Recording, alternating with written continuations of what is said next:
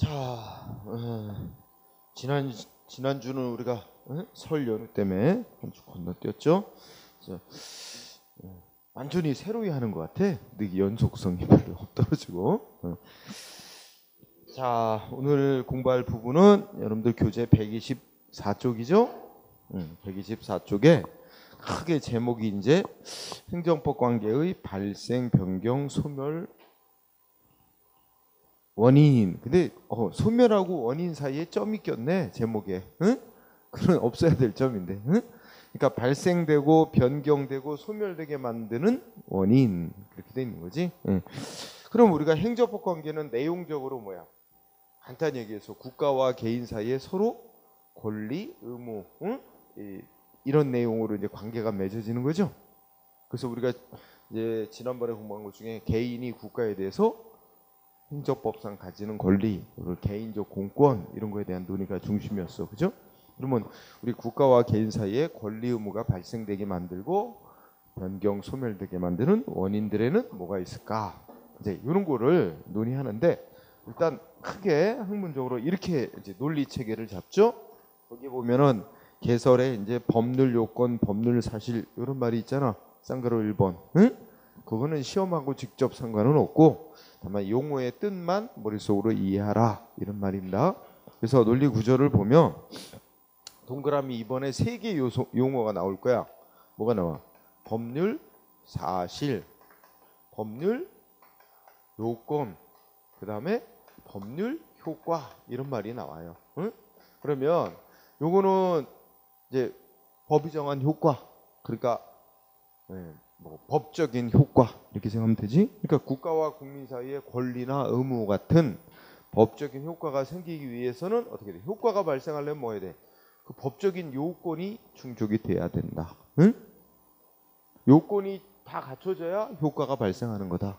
그런데 이 요건이 갖춰지기 위해서는 또 요건이 충족되기 위해서 필요한 요소들이 여러 가지가 있어요. 이게 다 모여야 돼. 응?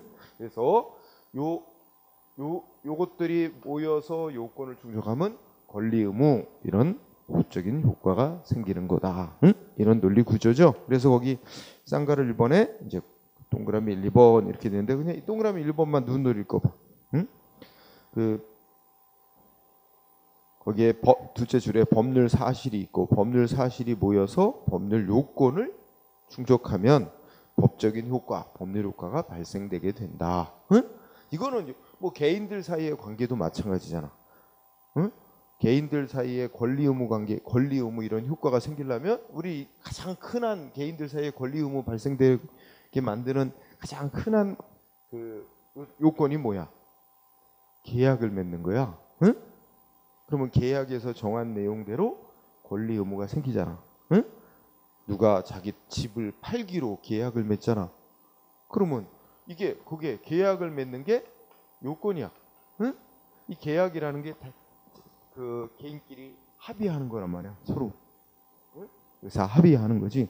합의를 맺으면 그 합의한 내용대로 뭐가 생겨? 권리니 의무니 이런 게 생기잖아. 응?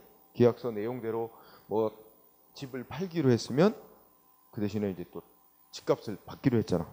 그럼 서로 이렇게 집값을 주면서 뭐 집무서 넘겨주고 그래서 가서 소유권이 넘어가고 이렇게 되는 거지. 그런데 이 계약이라는 게 맺어지려면 한쪽에서 계약하자고 신청을 하고 다른 쪽이 승낙을 하고 이래야 돼. 응? 이 두 가지가 기본적으로 하나하나의 사실이라는 거야. 응?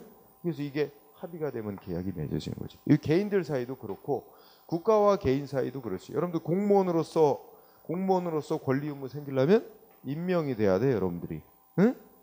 임명이 돼야 공무원으로서의 공무원 신분이 생기고, 그지? 이건 이해하라는 거지. 왜 시험 문제 되는 게 아니고. 그다음에 공무원 신분이 생기면 우리가 앞에서 뭐 특별 권력 관계 이런 거 얘기했듯이 일반 국민으로서의 갖는 권리 의무 외에 공무원이라는 신분 때문에 국가하고 사이에 특별한 권리 의무, 그죠? 이런 게 있잖아. 그런 게 생기는 거지, 그죠? 그러면 임명되기 위해서는 여러분들이 응시원서도 제출해야 돼. 신청해야 될 거고, 그죠? 또 날짜 되면 시험도 치러야 될 거고, 응? 그럼 국가 측에서는 또 합격자 결정 같은 걸 내려야 될 거고, 그지? 응?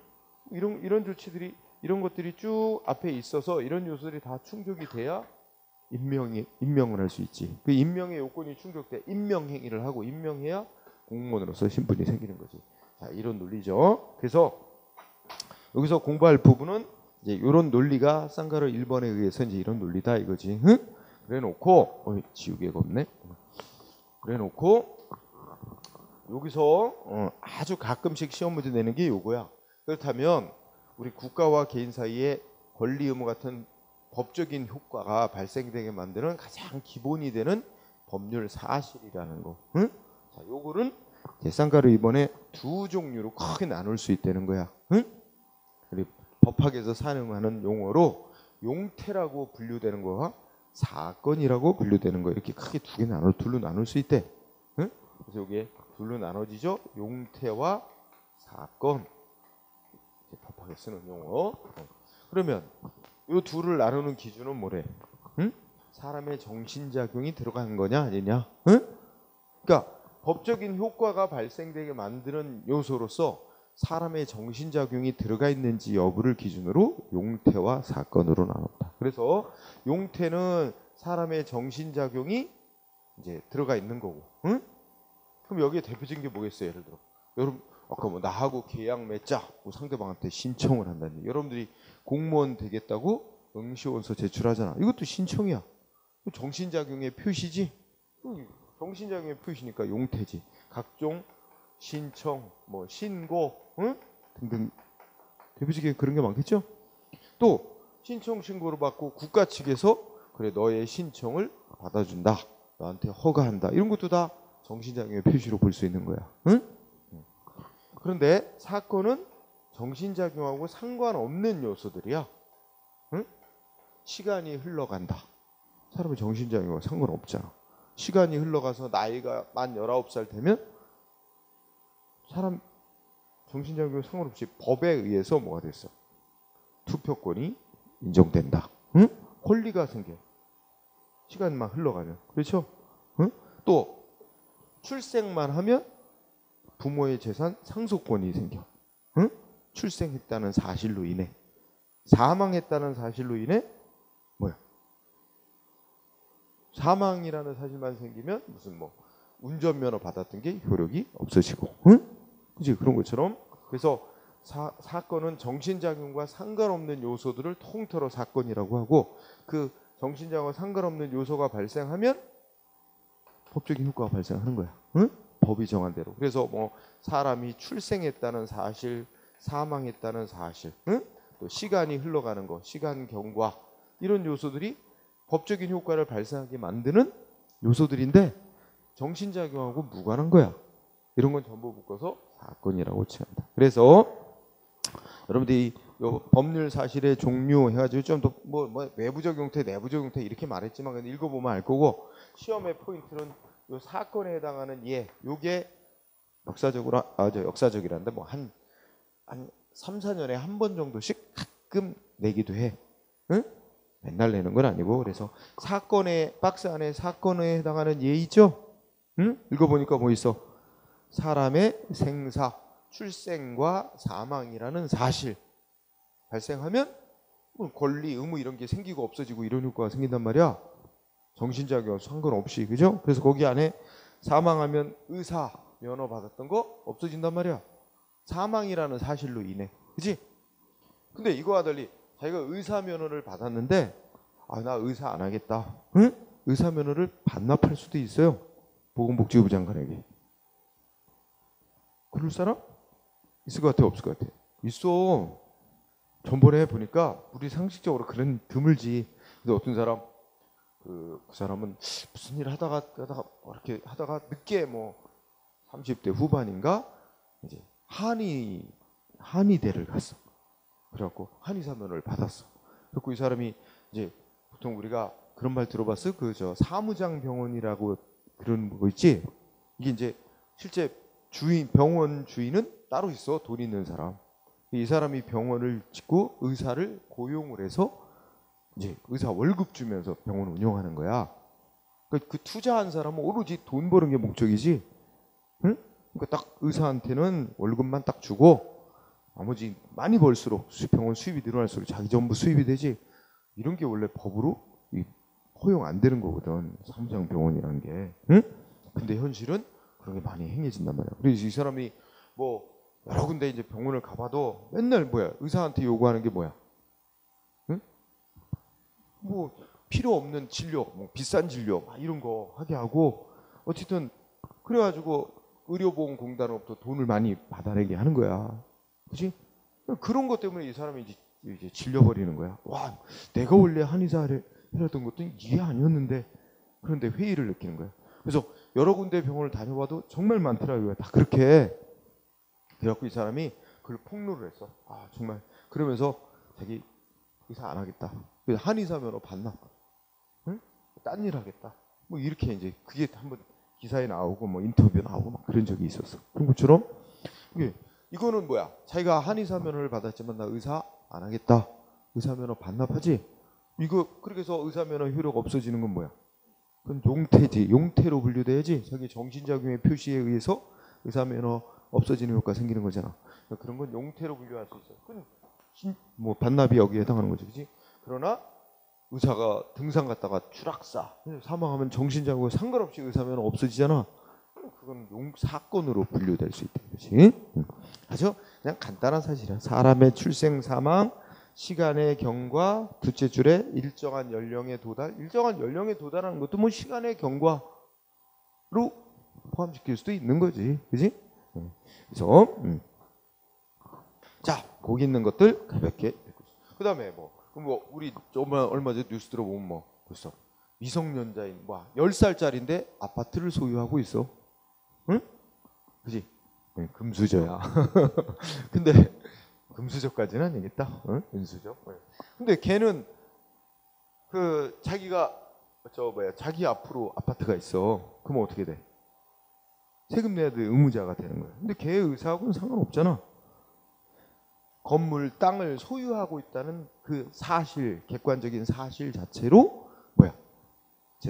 세금을, 재산세를 납부해야 될 의무가 발생하는 겁니다. 응? 소유하고 있다는 사실 그 자체로. 그렇지? 정신장과 상관없이 그런 것들입니다. 그래서 자, 첫 번째 여기서 한 페이지 공부할 거는 사건에 대해서 간단히 예를 알아둔다. 응? 그 다음에 여기 두 번째 공부하면 그러면 밑에 내려가면 이 사건 중에서 몇 가지 조금 더 세부적으로 공부할 게 있다. 자, 사건 관련해서 기간, 상가를 1번 기간이라는 건 이제 일정한 한 시점에서 다른 시점까지의 그 사이 간격을 기간이라고 파악을 한다. 응? 근데 이것도 시간이 흘러가는 거지. 이렇게 정신이하고 무관한 뉴스니까 크게 보면 사건으로 분류되는 것 속에 예야 읽고 지나간다. 그 다음에 여기서 우리가 공부할 거는 기간을 계산하는 방법에 대해서 공부를 하는 거야. 응? 자, 우리 개인들 사이에 계약 맺을 때도 뭐야? 자, 뭐 지금 계약 맺고 30일 안에 무슨 뭐 대금을 지급하기로 한다. 30일 내에. 그럼 30일이라는 기간을 계산해야 될 거 아니야. 30일이면 어디까지냐? 만약에 그 30일 지났다. 근데 못 갚았다. 그러면 계약을 깰 수도 있는 거지. 상대방이 계약으로 정한 의무를 이행 안 했으니까. 응? 아니면 계약을 유지해 가려면 또 뭐 이자를 늦게 지급하는 만큼 이자를 더 줘야만 한다든지 뭐 이런 효과가 생기겠죠? 자, 그래서 자, 기간과 관련해서 우리 개인들 사이 민법에서도 이제 기간을 어떻게 계산하도록 규정이 있어요. 원래 민법에. 그리고 우리 행정법에도 어떻게 돼? 국민이 뭐 처리해달라고 허가내달라고 신청하면 법에서 신청을 받으면 공무원은 행정기관은 신청받은 지 며칠 내에 또는 몇 개월 내에 결정 내려줘야 된다. 뭐 이렇게 기간이 정해져 있을 수 있잖아. 그 기간을 정확히 계산해야지. 그 기간 지나면 처리를 안 했다. 여러분들이 공무원인데 기간 지나도록 처리 안 했다. 그러면 위법이 될 수 있어요. 그렇죠? 기간 넘어버렸으니까. 그래서 기간 계산하는 게 중요한데, 자, 시험의 포인트. 적용 법규 포인트야. 응? 자, 뭐라고 써 있어? 우리 행정법에 기간을 어떻게 계산해라 특별한 규정이 없으면 무슨 법에 따른다? 민법이 정한 기간 계산 방법에 따라서 계산한다. 응? 기간 계산 방법 하나. 응. 그래서 기산점. 자, 기산점은 기간을 계산할 때 어느 하나의 시점에서 다른 시점까지의 간격을 기간이라고 부른다 그랬죠?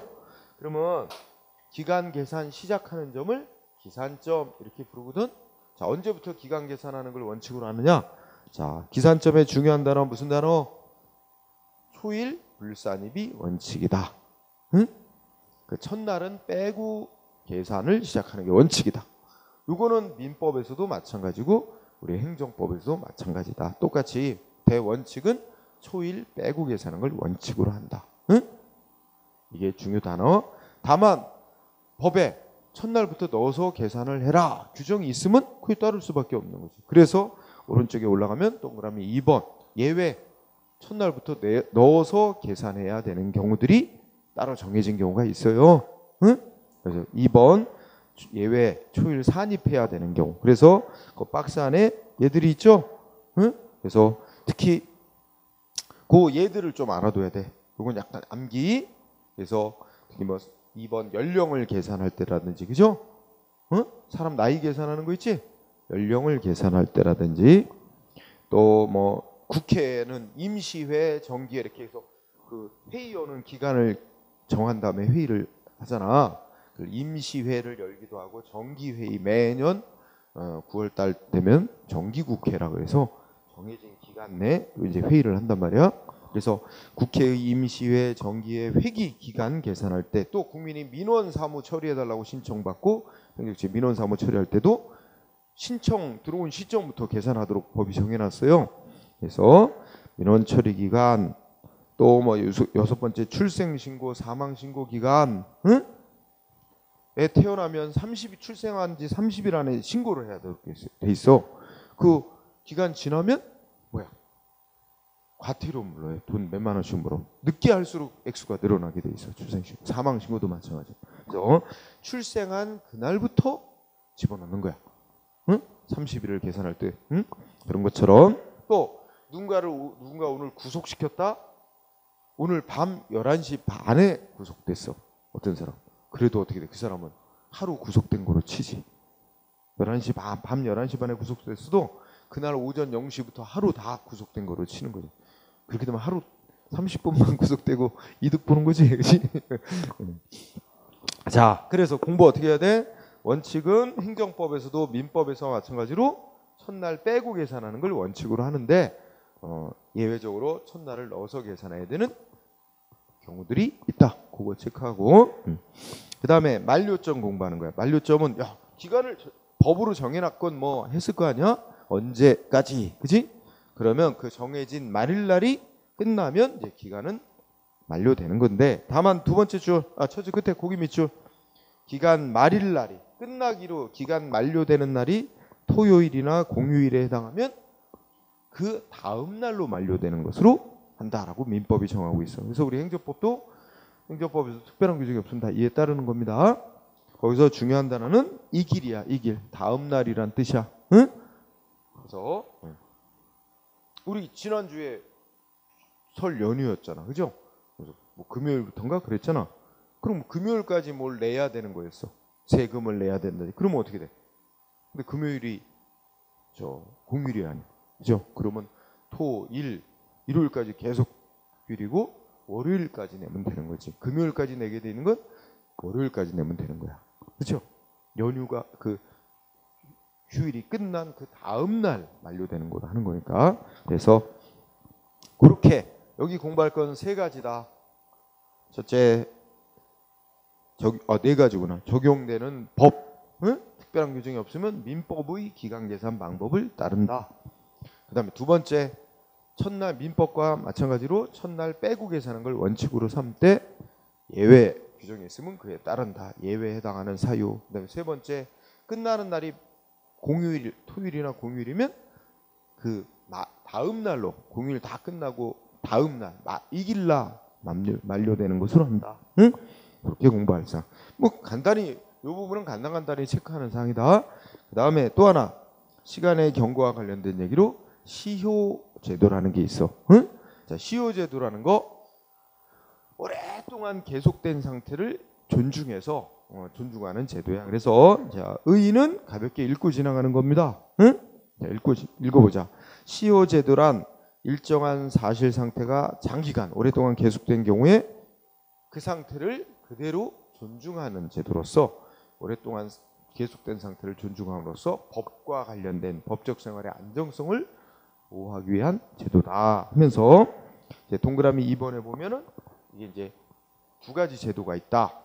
권리를 오랫동안 행사 안 하고 내버려 두면 권리자가 자기 권리를 잃어버리게 되는 게 있어. 그게 소멸시효라는 게 있고, 그다음에 남의 권리를, 즉 남의 땅이나 건물 같은 남의 재산을 자기 것처럼 오랫동안 차지하고 이용하면 그 사람이 그 차지하고 이용해왔던 사람이 그 물건에 대한 소유권을 갖도록 하는 제도가 있는데 취득시효라고 하는 제도가 있어. 이렇게 간단히 읽고, 자 여기도 공부 포인트 적용법규 요거 미주친다. 뭐라고? 원래 이 시효제도라는 게 원래 다 개인들 사이에 관한 민법에 다 규정이 있는 거야. 근데 우리 국가와 개인 사이의 행정 문제에 있어서도 이 시효 문제가 있을 수 있는데 특별한 규정이 없으면 민법 규정을 따른다. 그래서 적용법규, 우리 행정법에 특별한 규정이 없으면 민법의 시효에 관한 규정을 따른다. 응? 적용한다. 요거 하나. 그 다음에 시효가 이제 두 종류가 있다 그랬지? 그래서 그 밑에 거 금전채권의 소멸시효라고 하는 거 있죠? 그리고 뭐야? 금전채권은 돈 받을 권리야. 그러면 국가와 개인 사이에 국가가 개인한테 돈 받을 권리, 개인이 국가한테 돈 받을 권리 생길 수 있지? 예를 들어 국가가 개인한테 돈 받을 권리의 대표적인 게 뭐 세금 부과하고, 세금 부과해놓고 받을 권리가 있는데 안 내고 있어, 그죠? 안 내고 있는데 국가가 달라고 소리 안 해? 아무 청구도 안 하고 그냥 장시간 지나버려? 그러면 어떻게 돼? 국가 돈 받을 세금 징수할 권리 없어져요. 소멸. 응? 개인도 국가한테 돈 받을 권리 있을 수 있어. 어떤 게 있어?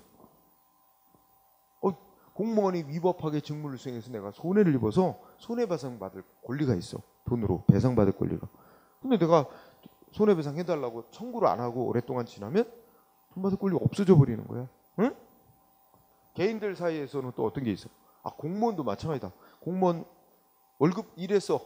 직무 수행했어. 월급 받을 권리 있거든? 근데 월급이 안 나와. 또는 월급 받긴 받았는데 못 받, 뭐 지급이 안 된 게 있어. 근데 그거를 청구 안 하고 오랫동안 지나가면 월급 받을 권리 없어져 버려. 응? 없어져 버리니까 지나서 청구하면 상대방 지금 뭐야? 상대방 권리 소멸됐다. 나는 안 갚아도 된다. 안 갚아도 되는 거야 법적으로.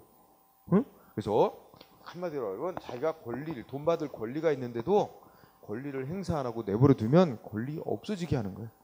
자기 권리 위에 잠자는 자는 보호받지 못한다 이거야. 응? 그래서 자 포인트 동그라미 1번 읽어보자. 숫자가 중요해. 국가나 지방자치단체를 당사자라는 금전채권의 소멸시효는 다른 법률에 특별한 규정이 없는 한 원칙이 5년. 응? 그러니까 다른 법률에서 5년하고 다르게 규정한 게 있으면 그 규정대로 가는 거야. 그렇지만 규정이 없으면 5년 안에 자기 돈 받을 권리를 행사해야 된다는 거야. 국가든 상대방 개인이든. 응?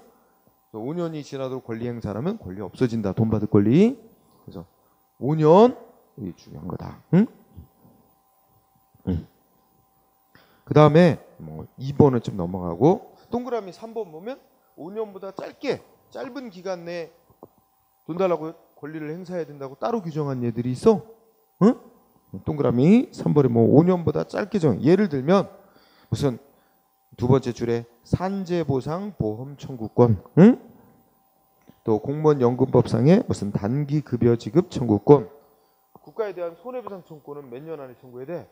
손해가 발생한 걸 앞날로부터 3년 안에 청구해야 돼. 그러니까 이렇게 5년보다 짧게 정해놓은 거 있지? 3번 이 정도 간단히 보고 그 다음에 다음 페이지. 자 동그라미 4번에 두 가지를 얘기하고 있다. 자 문제는 뭐냐면 국가하고 개인 사이에 아까 이런 거 있지. 국가가 세금을 부과했어. 이 세금 부과하는 조치는 뭐지? 국가가 공권력 행사에서 법 집행, 강제 권력적인 법 집행 행위로서 국민한테 세금 언제까지 얼마 내. 이건 이제 공법상의 행위야. 행정법상의 행위에 의해서 국가가 돈 받을 권리가 생긴 거지. 그것도 5년 안에 그 세금 부과해놓고 안 내는데 5년 지나도록 징수를 안 하면 없어져 버려. 응? 근데 이렇게 행정법상의 원인에 의해서 국가와 개인 사이에 돈 받을 권리가 생긴 거 이것만 5년을 적용받는 게 아니라 예를 들면 이런 거 있잖아. 국가가 개인한테 이런 거 있을 수 있지. 우리 배운 거 있나? 국가가 개인한테 국가가 필요 없는 땅을 계약 맺고 팔았어요. 응? 그러면 이런 관계는 무슨 관계로 봐? 뭐 특별한 공익 목적에 쓰이는 땅도 아니야.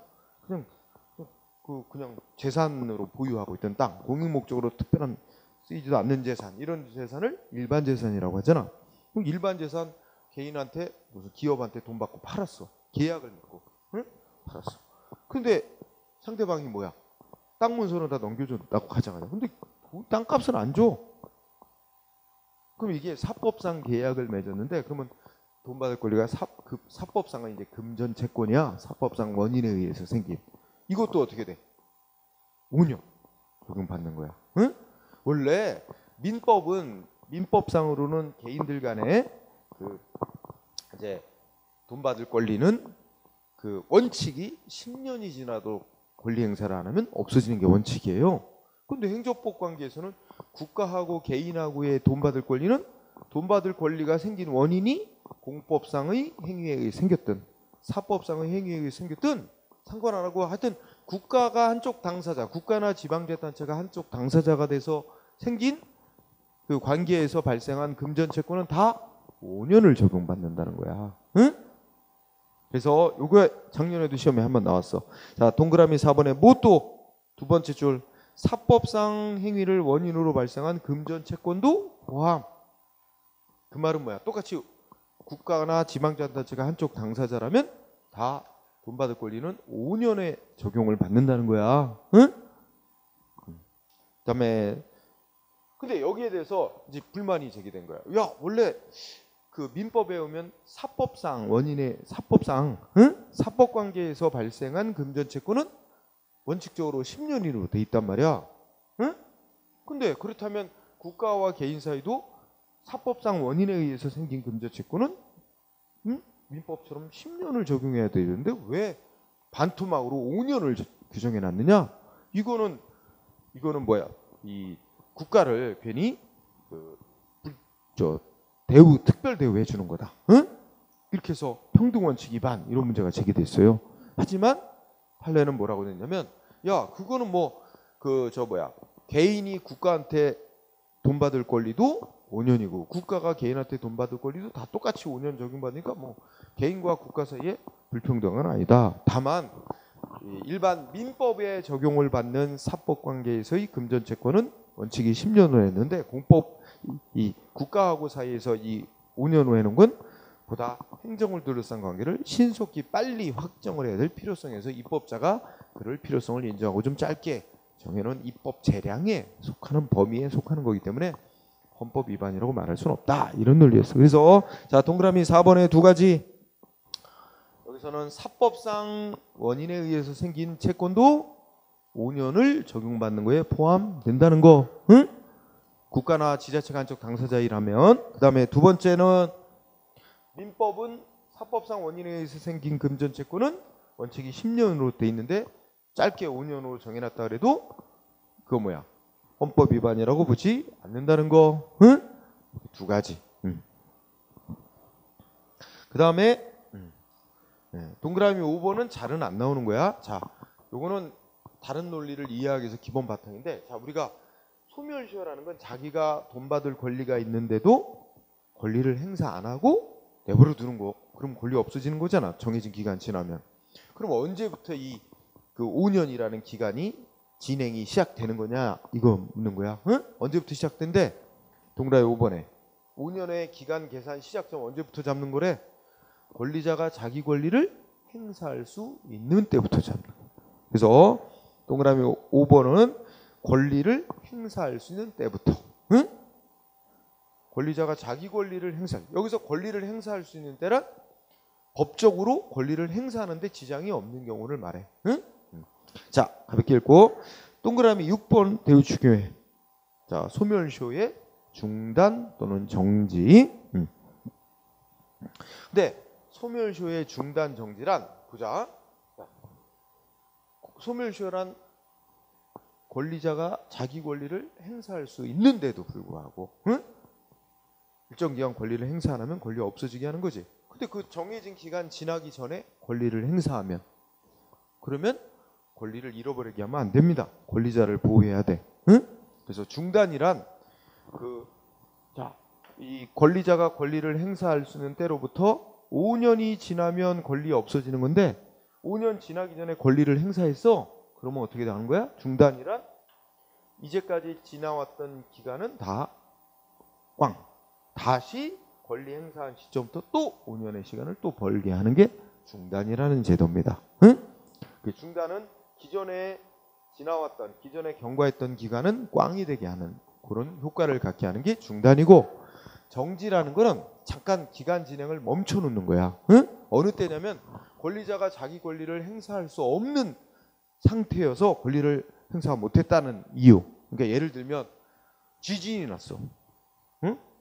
뭐 포항에서 지진 나가지고 누가 그 국가나 지자체가 지방자치단체가 무슨 세금을 징수해야 되는데 지진 나가지고 혼란이 있어서 그 기간 내에 그러니까 그 권리를 행사하기 힘들다. 그러면 그 지진 난 시점부터 지진 끝나고 그 전제지변이 끝날 때까지 그 기간의 진행은 멈춰진 거로 생각하고 그 사태가 끝난 뒤부터 다시 이어서 기간이 진행되게 하는 게 정지라는 제도야. 그 머릿속으로 이제 이해를 하고 그러면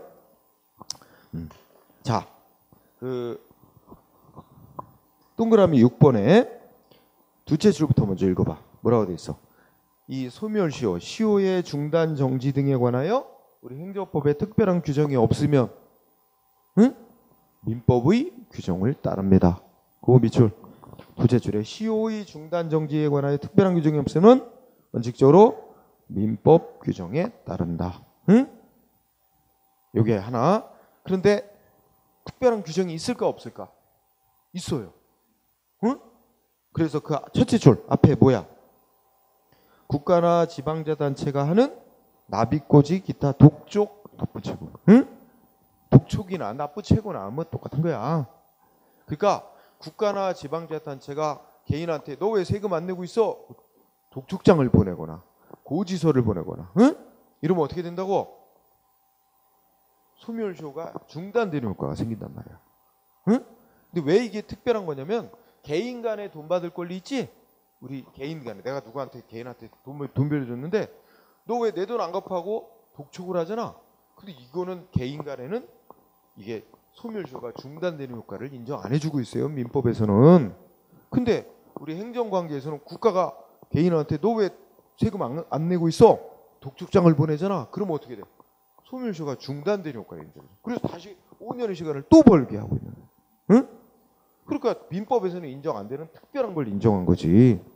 그래서 원래 이제 셋째 줄에 보면 민법상으로나 민법에서나 행정법에서나 다 똑같이 인정되는 소멸시효 중단 효과 있지? 사유. 어떤 거 있어? 왜 돈 안 갚아 하고 상대방 재산을 압류를 한다든지, 그지? 법원에 재판을 소송을 건다든지, 그지? 재판 청구를 한다든지. 상대방이 뭐야? 나 갚을 놈이 있다. 언제 갚겠다 하고 지가 다 서약서를 쓴다든지, 그지? 뭐 이런 것들은 소멸시효 중단 사유를 인정해. 즉 권리자가 권리를 행사한 거로 인정해서 다시 기간 지난 이렇게 더 다시 시작하게 하는 거거든. 그러니까 밑에 거는 민법상으로나 행정법상으로나 다 똑같이 사유로 인정되는 건데 우리 행정법에서만 인정되는 소멸시효 중단 사유 따로 정해놓은 게 있단 말이야. 민법에서는 인정 안 돼. 그게 뭐라고? 국가나 지방자치단체가 개인한테 뭐 하는 거?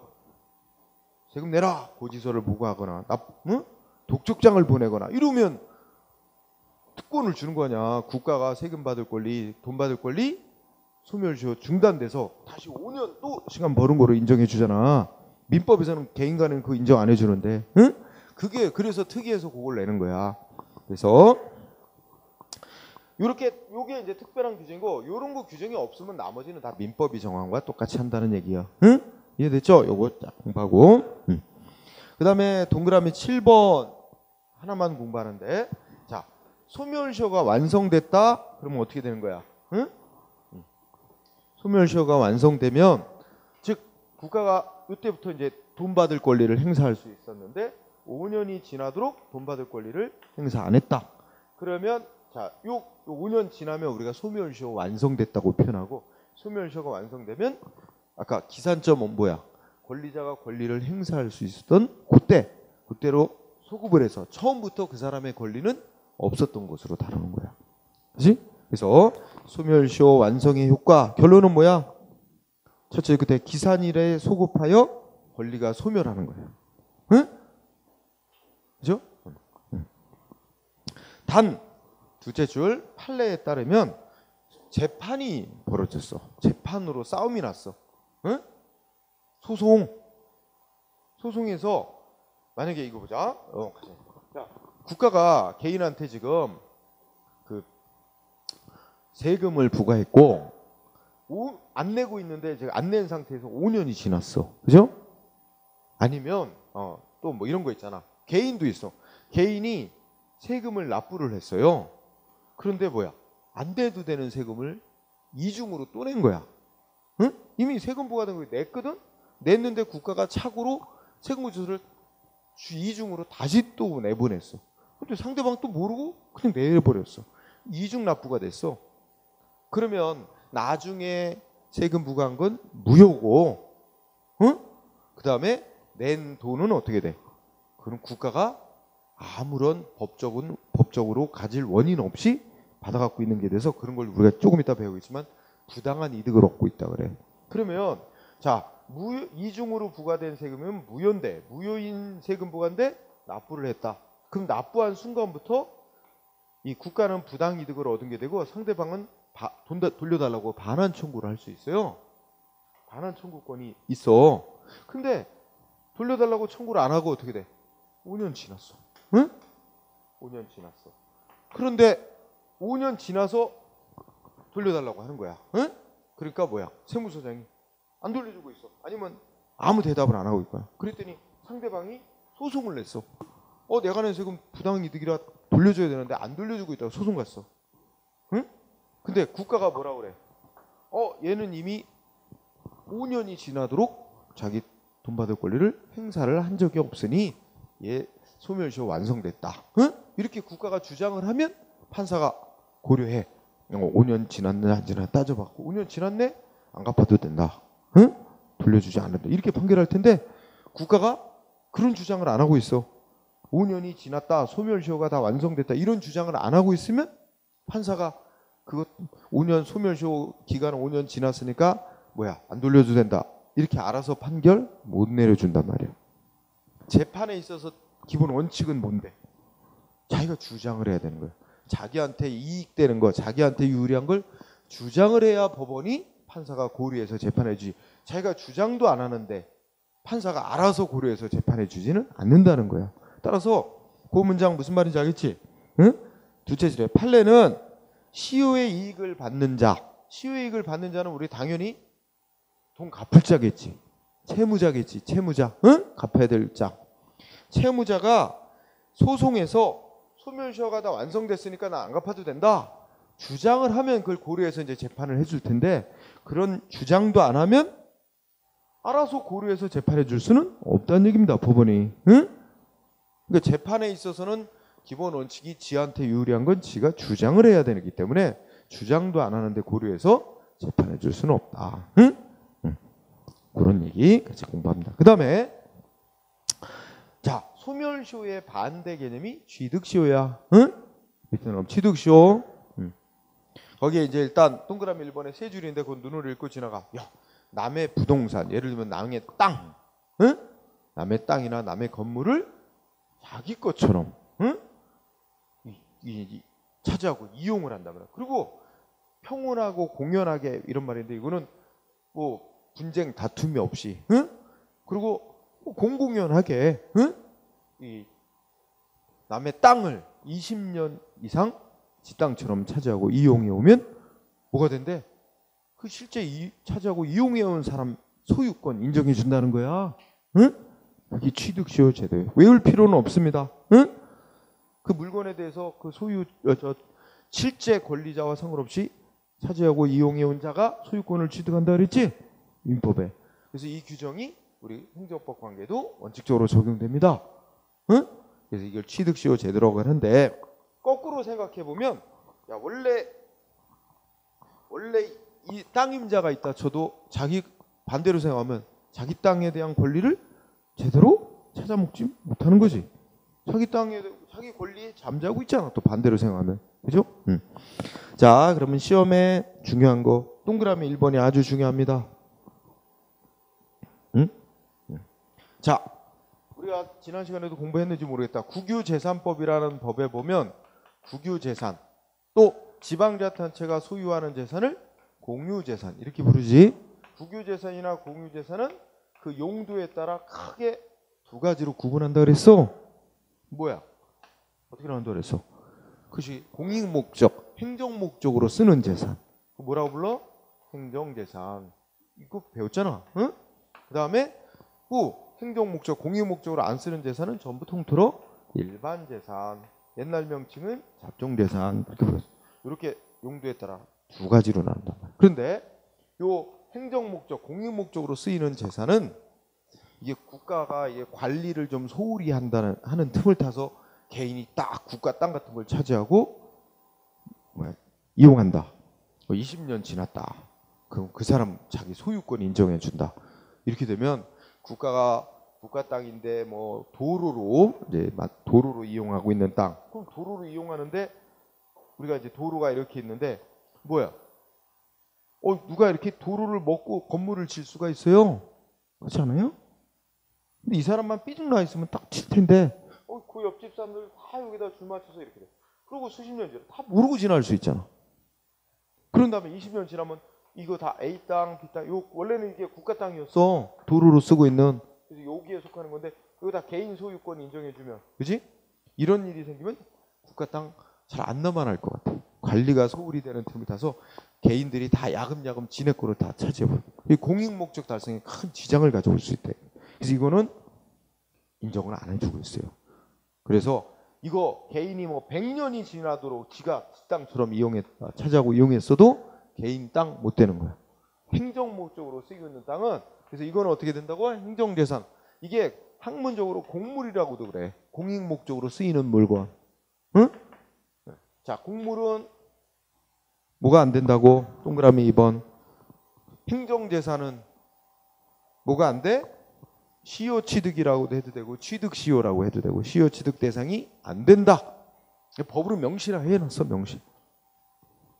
왜냐면 그거를 똑같이 개인 재산처럼 똑같이 인정하면 공익 목적 달성에 큰 지장을 가져올 수 있다는 이유로. 하지만 일반 재산은 특별히 공익 목적으로 쓰는 것도 아니야. 그래서 그건 뭐와 똑같은 취급을 해. 개인 사유 재산과 동일한 취급을 해.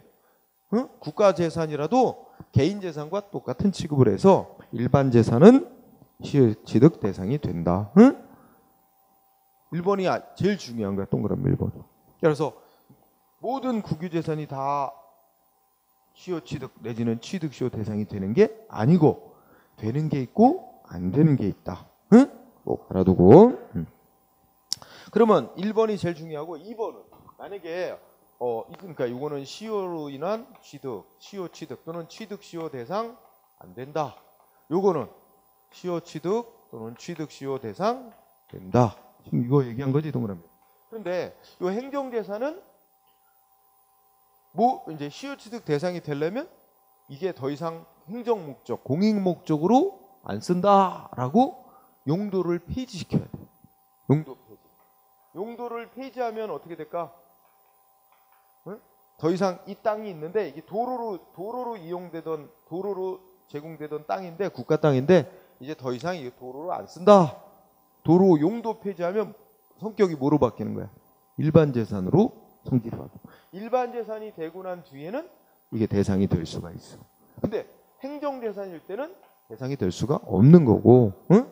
일반 재산으로 바뀌어야 그게 가능하다는 얘기야. 응? 그래서 동그라미 2번. 자, 국유재산, 행정재산은 공용 폐지라 그랬지? 이제 공익 목적으로 사용하는 용도 폐지한다는 말이야. 행정재산으로 지정된 거는 용도 폐지, 공용 폐지가 없는 한 뭐 사고 팔고 이런 거래 대상이 될 수 없는 거야. 응? 될 수 없고 시효 취득의 대상도 될 수 없어. 따라서 관제 당국이랑 이제 정부 재산을 관리하는 행정 관서 있지? 우리나라에 어디가 이거 그냥 참고서 어디가 국가 소유 재산을 관리하는 총 관리하는 관청일까? 기획재정부 장관이 국가 소유 재산을 총 관리하는 관청입니다. 응? 자, 어쨌든 행정 당국이 이거 사고 팔고 거래 대상이 될 수 없는 행정 재산인데 모르고 팔았대. 그럼 법적으로 팔 수 없는 재산을 파는 게 돼서 그 계약은 무효래. 응? 이것도 1번이 제일 중요하고 2번은 조금 심하. 응? 잘 알아두면 좋겠고. 응. 그 다음에 3번도 자, 그러면 2번에서 공용 폐지란 말 나왔지? 이제 더 이상 공용 목적으로 사용 안 한다. 용도 폐지를 해야 뭐가 될 수 있어요? 행정재산은 용도 폐지를 해야 일반 재산으로 성질이 바뀌고 그러고 난 뒤에는 이제 시효취득 대상이 될 수 있는데 그 더 이상 행정 목적으로 안 쓴다 하는 용도 폐지, 공용 폐지하는 의사 표시는 꼭 명시적으로만 해야 되는 건 아니고 묵시적으로 하는 것도 인정될 수 있대. 응? 묵시적으로 하는 것도 인정될 수는 있다.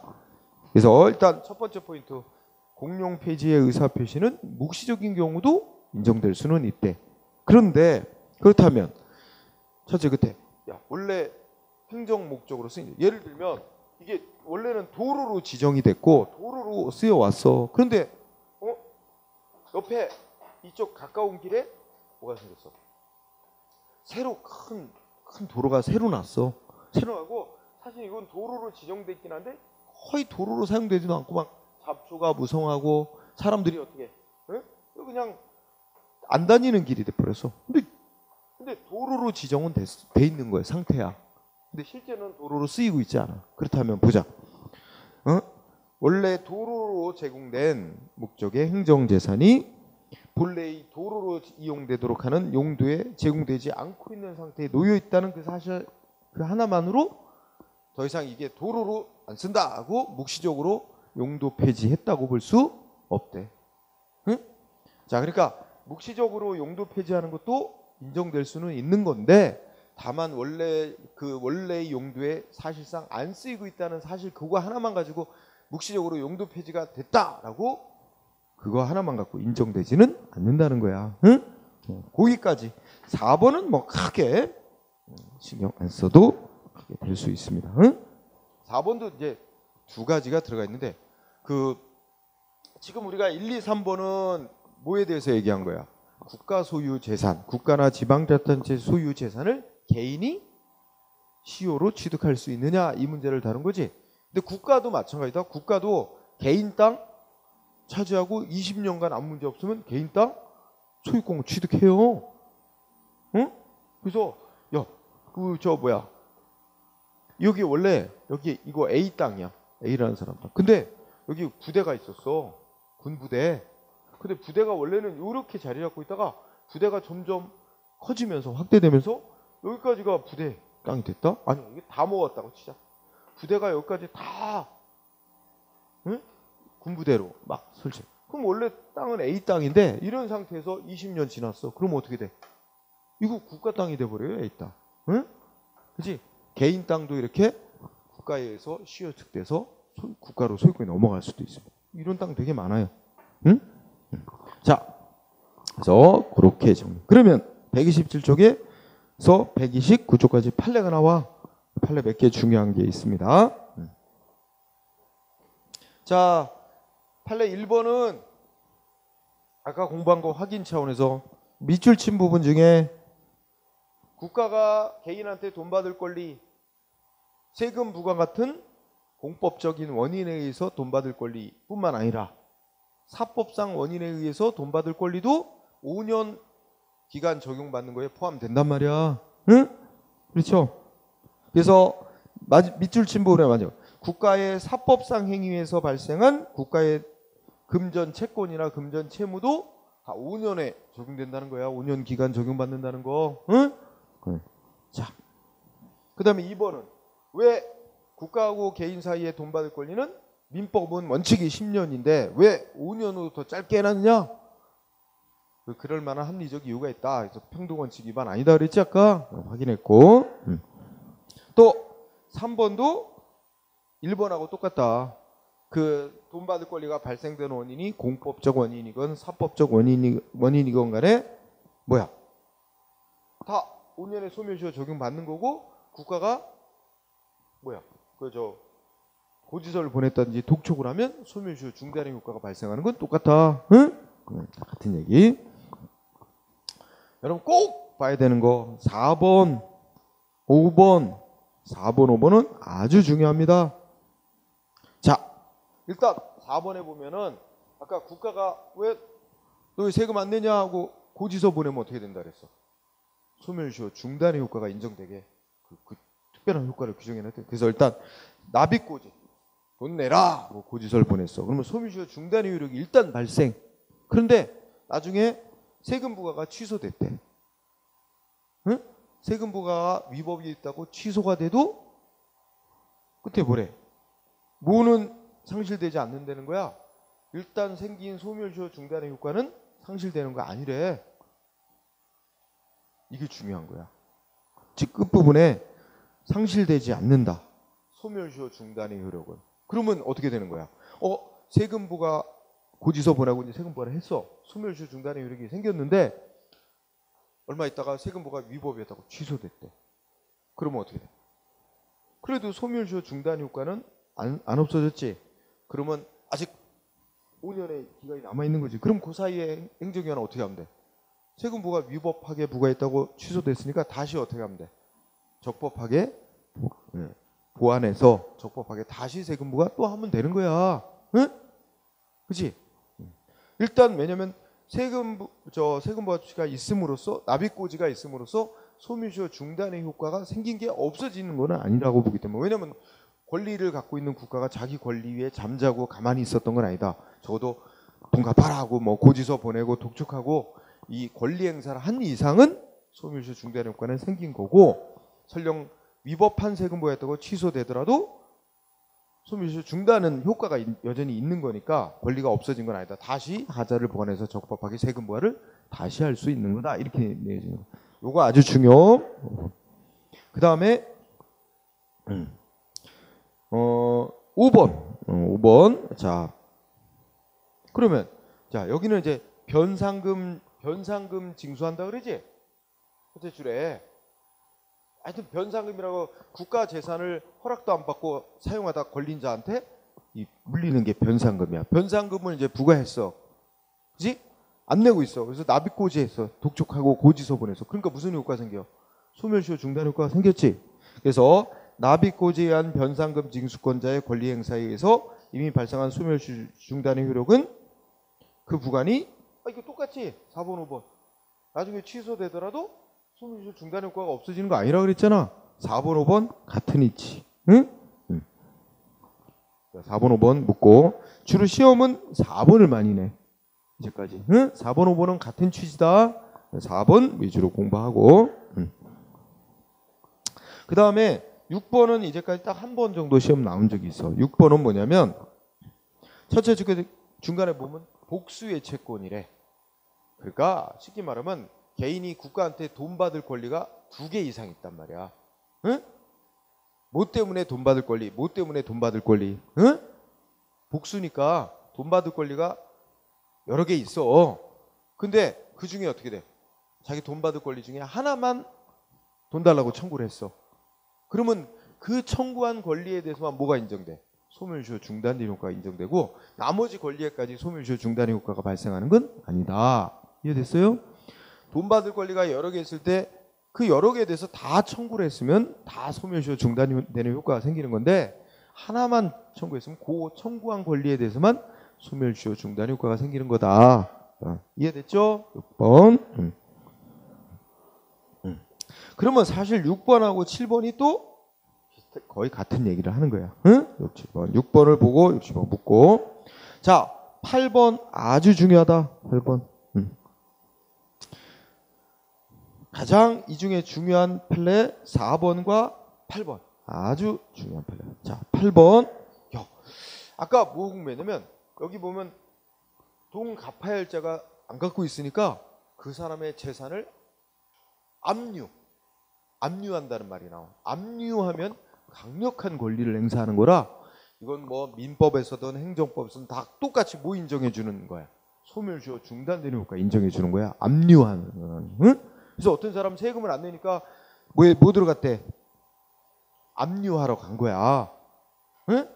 재산 압류하러 집 찾아갔지? 찾아가서 첫째 보니까 막 수색해봤대. 근데 압류할 재산을 못 찾아냈대요. 그래서 실제 압류의 목적은 달성을 못했대.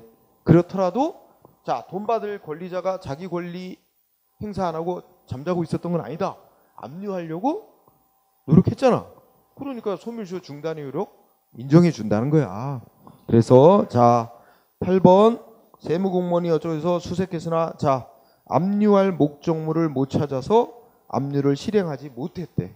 그러니까 압류를 못했다는 얘기지. 재산을 못 찾아내서. 그렇더라도 압류하려는 권리 응? 위에 잠자지 않고 권리를 행사하려고 노력했잖아. 그러니까 마지막 줄에 뭐라고? 소멸시효 중단 효력 있다. 5년 또 벌은 거잖아. 응? 그래서 8번 아주 중요. 그 다음에 10번 체크. 자, 아까 여기도 기사 한 점 얘기했어. 소멸시효는 언제부터 진행한다 그랬지? 시작이 권리자가 자기 권리를 행사할 수 있는 때로부터 진행한다. 그죠? 읽어보자. 10번 소멸시효는 첫째 줄 끝에 권리자가 권리를 행사할 수 있는 때로부터 시작이 되는 거고 권리자라도 권리를 행사할 수 없는 동안은 그 기간 진행이 안 되는 건데 여기서 권리를 행사할 수 없는 경우라는 거는 뭐야? 법적으로 법률상으로 권리를 행사할 수 없는 장애 사유가 있는 경우를 말한대. 그러면서 자 밑줄 128페이지 맨 위에 첫째 줄 끝에 밑줄 안 쳐놨지만 자 변상금 부과처분에 대한 취소 소송이 진행 중이라도 그러니까 뭐 변상금을 부과해 놨는데 상대방이 행정소송을 낸 거야. 자기한테 변상금 부과한 건 위법 취소해라 이러면서 행정소송을 냈어. 그래서 소송이 진행 중이라도 부과권자 행정기관은 어떻게 돼?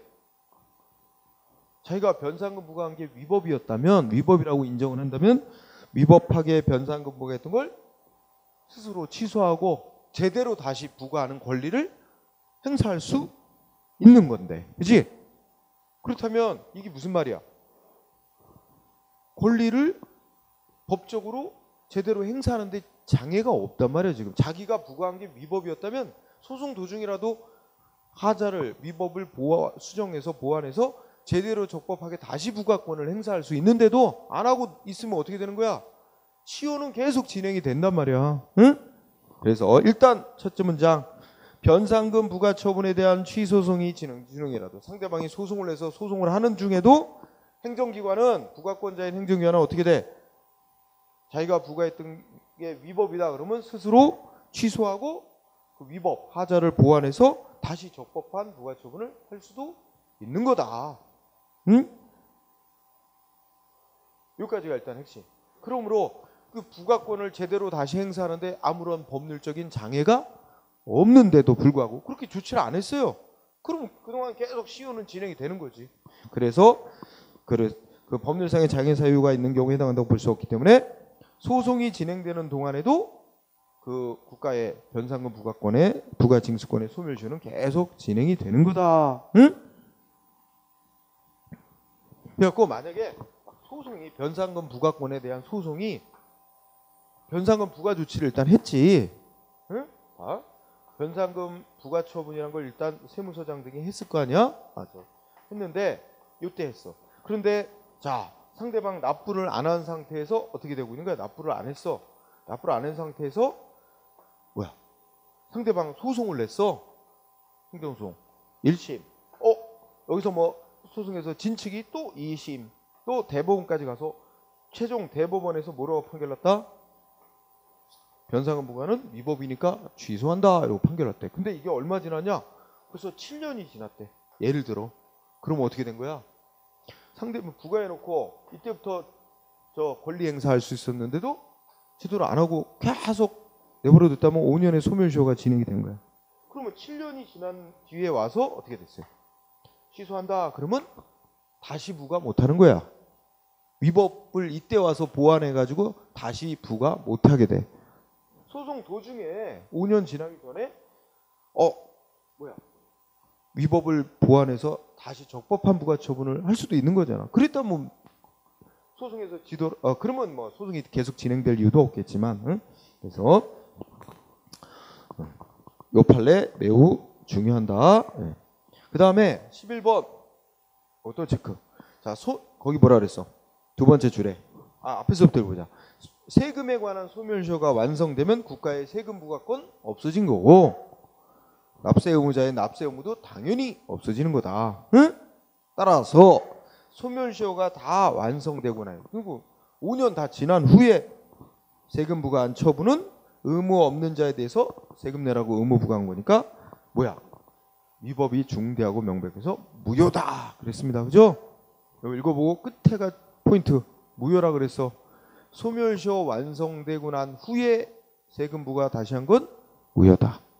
그죠? 그러면 10번 판례도 뭐야? 이렇게 변상금 부과 처분했고 소송 도중에 다시 제대로 부과할 수도 있는데 안 하고 계속 지나서 7년 뒤에 세금 부과 위법했다 취소 판결 나왔다. 행정기관 적법하게 세금 부과 징수 다시 할 수 없게 되지. 했다면 무효다 이렇게 되는 거지. 응? 자, 그렇게. 그 다음에 취득시효. 1번 판례 알아둘 것. 자, 우리는 지금 조금 아까 뭐 공부했어? 현재의 법을 공부했어. 현재 법에 따르면 어떻게 돼 있다고? 국유재산 용도에 따라 둘로 딱 나누고, 행정재산은 아무리 개인이 20년 이상 자기 것처럼 차지하고 있어도 개인이 소유권 취득 못하게끔 정해놨다. 그죠? 그 다음에 일반 재산은 그게 가능하도록 돼 있고, 이게 둘로 딱 나눠서 규정을 해놨지, 현재 법은.